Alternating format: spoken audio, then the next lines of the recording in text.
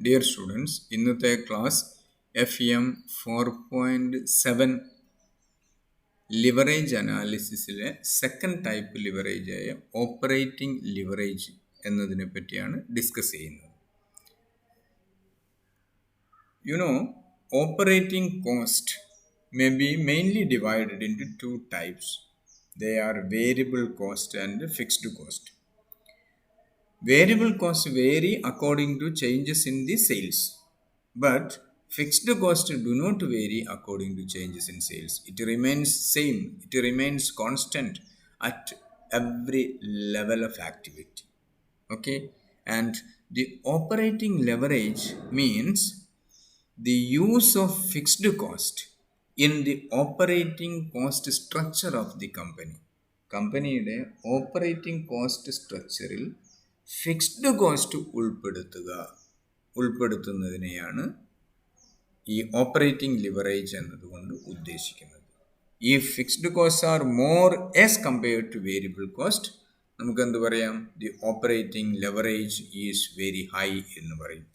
Fixed cost variable കോസ്റ്റിനേക്കാളും കൂടുതലാകുന്ന സമയത്ത് നമ്മൾ പറയും ആ സ്ഥാപനത്തിൻ്റെ ഓപ്പറേറ്റിംഗ് ലിവറേജ് വളരെ കൂടുതലാണ് എന്ന് പറയും.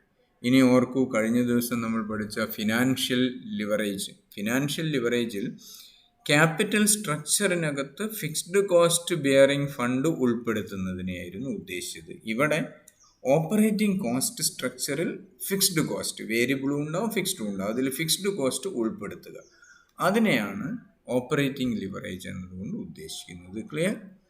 ഇനി എങ്ങനെയാണ് കമ്പ്യൂട്ടേഷൻ ഓഫ് ഓപ്പറേറ്റിംഗ് ലിവറേജ് എങ്ങനെയാണെന്ന് നോക്കാം.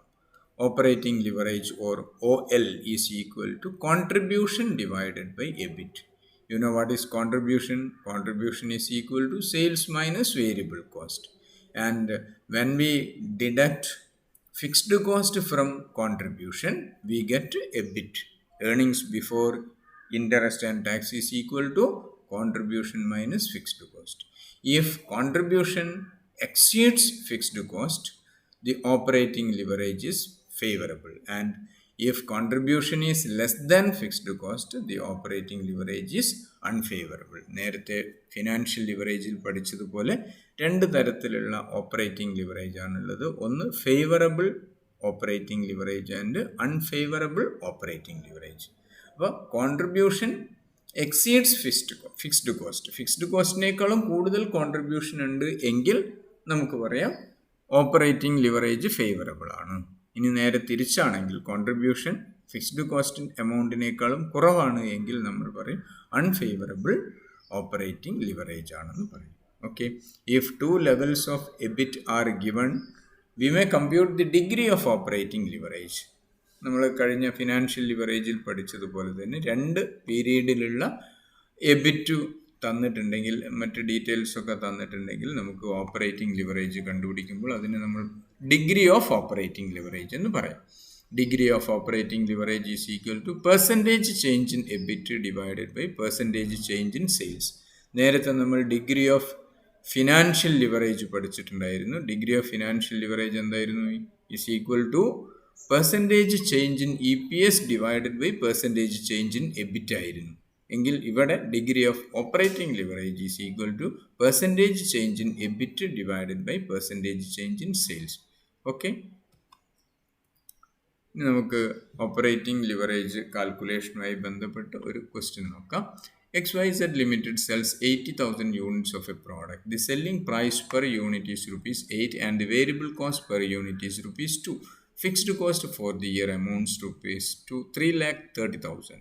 Calculate operating leverage and degree of operating leverage if it sells 96,000 units and B 64,000 units. നമുക്ക് നോക്കാം എങ്ങനെയാണ് പ്രോബ്ലം ചെയ്തിരിക്കുന്നതെന്ന്. 80,000 96,000 എങ്ങനെയാണ് നോക്കൂ. Company XYZ Limited cells 80,000 units ആണ് വിൽപ്പന നടത്തുന്നത്. അങ്ങനെയാണെങ്കിൽ calculate operating leverage and degree of operating leverage if it cells 96. അപ്പോൾ 80,000 യൂണിറ്റ്സ് ആണ് ഇപ്പോൾ പ്രോഡക്റ്റ് പ്രൊഡ്യൂസ് ചെയ്യുന്നത്, കമ്പനി സെയിൽ നടത്തിയിരിക്കുന്നത്. ഇത് 96 വർദ്ധിക്കുകയാണെങ്കിൽ, അതേപോലെ 64,000 യൂണിറ്റ്സിലേക്ക് കുറയുകയാണെങ്കിൽ ഡിഗ്രി ഓഫ് ഓപ്പറേറ്റിംഗ് ലിവറേജ്. അപ്പോൾ രണ്ട് സ്റ്റേജിലുള്ള ഡീറ്റെയിൽസ് ആണ്, 2 വർഷങ്ങളിലുള്ള ഡീറ്റെയിൽസ് തരുന്നു. നമുക്ക് ഡിഗ്രി ഓഫ് ഓപ്പറേറ്റിംഗ് ലിവറേജും കൂടെ ഇവിടെ കാണാൻ പറ്റും. നോക്കൂ, ഫസ്റ്റ് സ്റ്റേജ് 80,000 യൂണിറ്റ്സ് ആണ്. 80,000 യൂണിറ്റ്സ്. Second stage 96,000 units. തേർഡിൽ 64,000 യൂണിറ്റ്സ്. ഓക്കെ, സെയിൽസ് 6,40,000 ആയിരുന്നു. എത്രയായിരുന്നു sales per unit? Selling price 8 ആണ്. അപ്പോൾ 8 കൊണ്ട് നമ്മൾ മൾട്ടിപ്ലൈ ചെയ്യുന്നു.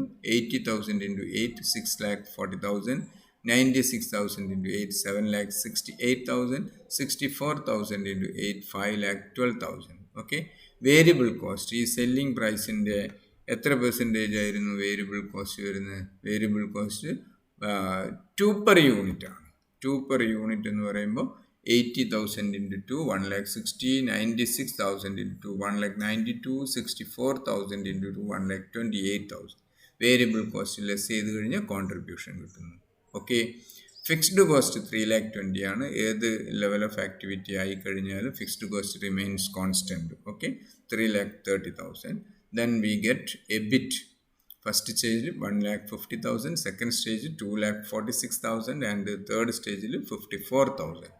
അപ്പോൾ ഓപ്പറേറ്റിംഗ് ലിവറേജ് നമുക്ക് കണ്ടുപിടിക്കാം. Operating leverage is equal to contribution divided by EBIT ആണ്. ഇവിടെ contribution 4,80,000 divided by 1,50,000. We get operating leverage is equal to 3.2. Here it is 2.34 and in last case 7.11. Okay, and what about the degree of operating leverage? Degree of operating leverage is equal to percentage change in EBIT divided by percentage change in sales ആണ്. ഇവിടെ നോക്കൂ, percentage change in EBIT എത്രയാണെന്ന് നോക്കൂ. ഇവിടെ percentage change in EBIT 1,50,000 ഉള്ളതാണ്. എത്രയാവുന്നത്? 2,46,000 ആവുന്നത്. എത്രയാണ് വർധനവ്? 1,50,000 ഉള്ളത് 2,46,000 ആവുന്ന സമയത്ത് 96,000 ആണ് വർദ്ധിക്കുന്നത്.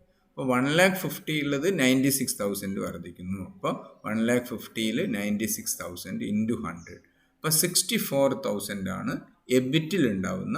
ഈ ഫസ്റ്റ് സ്റ്റേജിൽ നിന്ന് സെക്കൻഡ് സ്റ്റേജിലേക്ക് എബിറ്റ് ചേഞ്ച് ചെയ്തിരിക്കുന്നത് 64% വർധനവായിട്ടാണ് കാണിക്കുന്നത്. ഓക്കെ, അങ്ങനെയാകുമ്പോൾ സെയിൽസിൽ വരുന്ന പെർസെൻറ്റേജ് ചേഞ്ച് ഒന്ന് നോക്കും. സെയിൽസിൽ 6,40,000 7,68,000 ആണ്. അപ്പോൾ 7,68,000 എന്ന് പറയുമ്പോൾ 1,20,000 ആണ് വർദ്ധിക്കുന്നത്. 6,40,000 1,28,000 വർധനവ്. 1,28,000 ഡിവൈഡഡ് ബൈ 6,40,000 ഇൻറ്റു 100 20% ആണ്. ക്ലിയർ? അപ്പോൾ ഇവിടെ മനസ്സിലാവുന്നത് സെയിൽസിൽ 20% വർധനവ് വരുമ്പോൾ എബിറ്റിൽ 64% ആണ് വർധനവ് വരുന്നത്. ഓക്കെ, ശ്രദ്ധിക്കുക ഒന്നുകൂടെ. സെയിൽസിൽ ഫസ്റ്റ് സ്റ്റേജിൽ 80,000 ഉള്ള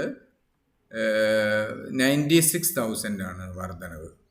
ഓക്കെ, 96,000 വർദ്ധിക്കുന്നു എന്ന് പറയുമ്പോൾ 20% ആണ് വർധനവ്. നോക്കൂ, 80യുടെ 20% 16,000. അങ്ങനെ 16,000 കൂടെ കൂട്ടിയിട്ടാണ് 96,000 ആകുന്നത്. അല്ലെങ്കിൽ മറ്റൊരു രീതിയിൽ പറഞ്ഞാൽ 6,40,000 20% ഇവിടെ വർദ്ധിച്ചിരിക്കുന്നത്. 7,68,000 മാറിയിരിക്കുന്നു. 1,28,000 എന്ന് പറയുന്നത് 6,40,000 20%. ഓക്കെ, അപ്പോൾ 20% സെയിൽസിൽ വർധനവ് വരുമ്പോൾ എബിറ്റിൽ 64% വർധനവ് വരുന്നു. ഇങ്ങനെ വർധനവ് വരുന്നത് എന്തുകൊണ്ടാണ്? ഈ ഫിക്സ്ഡ് കോസ്റ്റ് കോമ്പോണൻ്റ് ഉള്ളത് കൊണ്ടാണ്. സെയിൽസ് എത്ര തന്നെ ആകുന്ന സമയത്തും ഫിക്സ്ഡ് കോസ്റ്റ് റിമെയിൻസ് കോൺസ്റ്റൻറ്റ്. ആ ഒരു ഫാക്റ്റാണ് ഈ തരത്തിലുള്ള ഒരു ഇഫക്റ്റ് വരുത്തുന്നത് പ്രോഫിറ്റിൽ. എബിറ്റിൽ 64,000 ചേഞ്ച് വരുത്തുന്നത് അതാണ്. ഓക്കെ, ഇനി നമുക്ക് ഡിഗ്രി ഓഫ് ഓപ്പറേറ്റിംഗ് ലിവറേജ് ഒന്ന് നോക്കൂ. Percentage change in EBIT divided by percentage change in sales ആണ്. പെർസെൻറ്റേജ് ചേഞ്ച് ഇൻ എബിറ്റ് എത്രയാണ്? 64. പെർസെൻറ്റേജ് ചേഞ്ച് ഇൻ സെയിൽസ് എത്രയായിരുന്നു? 20%. അപ്പോൾ 46/20 ഈസ് ഈക്വൽ ടു 3.2. 3.2 ആണ് degree of operating leverage. Clear? ഇനി അതേപോലെ 64,000 യൂണിറ്റ്സ് ഈ തേർഡ് സ്റ്റേജിൽ നോക്കൂ. 64,000 യൂണിറ്റ് ആവുന്ന സമയത്ത് സെല്ലിംഗ് പ്രൈസ് 5,12,000. വേരിയബിൾ കോസ്റ്റ് 2 ആണ്. അപ്പോൾ 1,28,000 കോൺട്രിബ്യൂഷൻ 3,84,000 കിട്ടുന്നു. ഫിക്സ്ഡ് കോസ്റ്റ് സബ്ട്രാക്ട് ചെയ്യുമ്പോൾ 54,000 ആണ് വരുന്നത്. ഓക്കെ, ഓപ്പറേറ്റിംഗ് ലിവറേജ് എത്ര വരുന്നു? Contribution divided by EBIT. Contribution 3,84,000 divided by EBIT 54,000, 7.11 ആണ് വരുന്നത്. ഇനി ചേഞ്ച് ഇൻ എബിറ്റ് നോക്കൂ. ഇവിടെ 64% കുറയുന്നു.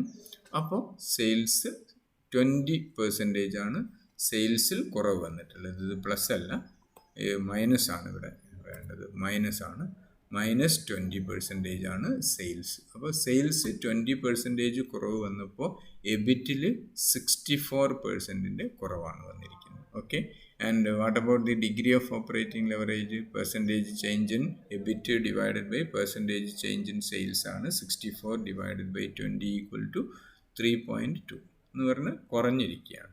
ഓക്കെ, ഇതിൻ്റെ ഒരു ഇൻ്റർപ്രിട്ടേഷൻ ഞാൻ അടുത്ത സ്ലൈഡിൽ കാണാം. നമുക്ക് 20% increase in sales results in 64% increase in EBIT. 20% decrease in sales result in 64% decrease in EBIT. Okay, this means an increase in sales volume results in more than proportionate increase in EBIT. Okay, 20% change ചെയ്യുന്ന സമയത്ത് അതിനേക്കാളും കൂടുതൽ 64% ചേഞ്ചാണ് എബിറ്റിൽ വരുന്നത്. അതുപോലെ കുറയുന്ന സമയത്ത്. Okay, this is because of the fact that the operating cost structure of the company consists of fixed cost. Operating cost structureൽ fixed cost ഉൾപ്പെടുന്നത് കൊണ്ടാണ് ഈ തരത്തിലുള്ള ഒരു ഇഫക്റ്റ് എബിറ്റിൽ നമുക്ക് വരുത്താൻ സാധിക്കുന്നത്. Okay, the degree of operating leverage shows that if sales increase by 1%, the EBIT will be increased by 3.2%. അതാണ് നേരത്തെ നമ്മൾ കണ്ടത് ഡിഗ്രി ഓഫ് ഓപ്പറേറ്റിംഗ് ലെവറേജ്. നോക്കൂ, 3.2 ആണ് എന്ത് വരുന്നത്? Degree of operating leverage. ഇതിനർത്ഥം 1% സെയിൽസ് വർദ്ധിക്കുമ്പോൾ പ്രോഫിറ്റ് 3.2% കൊണ്ട് വർദ്ധിക്കും. അതുപോലെ തന്നെ കുറയുന്ന സമയത്തും 1% സെയിൽസ് കുറയുന്ന സമയത്ത് പ്രോഫിറ്റിൽ 3.2% കുറവാണ് വരിക. Higher operating leverage indicate A greater risk. Operating risk കൂടുതലാണ്. ഓപ്പറേറ്റിംഗ് ലിവറേജ് കൂടുന്ന സമയത്ത് റിസ്ക് കൂടുതലാണ് എന്ന് പറയും. ഓക്കെ, പ്രോഫിറ്റബിലിറ്റി അല്ലെങ്കിൽ റിട്ടേൺ കൂടും, അതിനനുസരിച്ച് റിസ്ക്കും കൂടുതലാണെന്ന് പറയും. Okay, another question. If sales of a company are rupees 5 lakh, variable cost is 70% of sales and fixed costs are rupees 1 lakh, what will be its operating leverage? Sales 5 lakh, variable cost 70% means 3,50,000, therefore contribution is 1,50,000.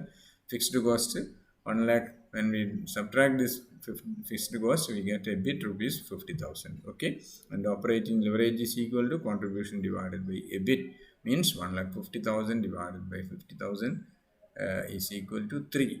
Here operating leverage is equal to 3. Clear? Another one, compute operating leverage and financial leverage. Sales 1 lakh units, rupees 2 lakh.